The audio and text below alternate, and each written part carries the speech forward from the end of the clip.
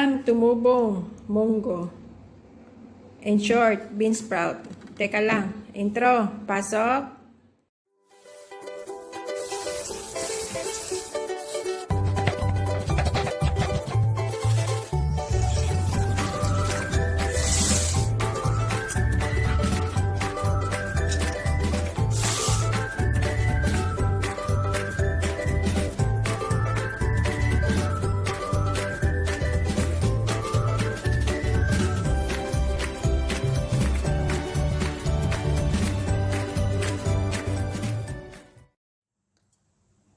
Welcome back mga palangga. Ngayon ay magluluto tayo ng munggo na tumubo. Ayan, maglagay tayo mantika. Pwede rin po natin tawagin ito na munggo na nag-ugat-ugat. Lagyan ko muna sesame seeds. Parang trip ko siya eh. Optional lang to ha, sa mga meron lang.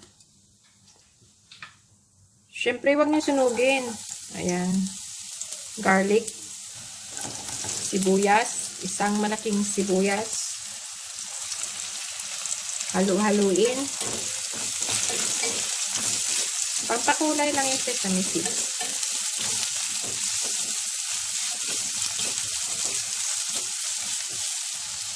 At nilagay ko na yung dalawang sili natin.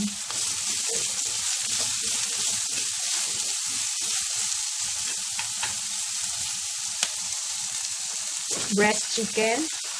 Konti lang po. Kung gusto nyo marami, damihan nyo. Meron kasi akong nakatago. Ayan.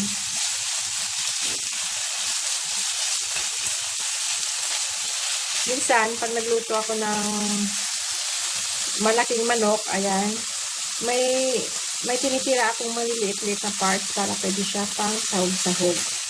Tulad dito ngayon, o, diba? May sasahog tayo. Diskarte. Yan. Advance mag-isip, diba? Asin. Siyempre, soy sauce. Mga 2 kutsara. Haluin guys. Hayaan nating maluto ang ating manok. Breast naman po yan. At siyempre, madali lang po maluto yan. No need na po tayo ng tubig ha. Okay na po yung ating manok. Lagay na natin ang ating carrots. 1 minute lang na halo-halo din yung ating beans.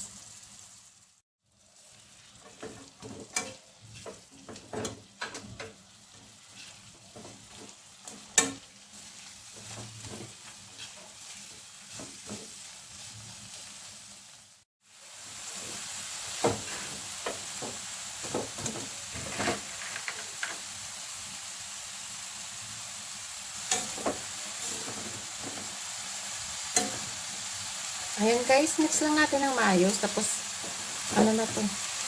Wag lang masyadong overcook. Siguro mga 3 to 5 minutes na halo-halo.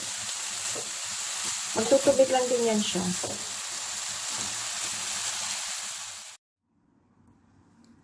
Ayan guys, ito na po ang ating dish. Ready na po with sesame seeds. Ayan, ang ganda ng kulay. Konting carrot, tapos may manok. Kung ayaw nyo na magkanin, pwede nyo rin kainin na ganito. Ayan, diba? Kaya, thank you for watching. Please do like, share, and subscribe. Comment down below and hit the bell button para laging updated sa ating mga latest videos. Thank you for the love and support. Bye!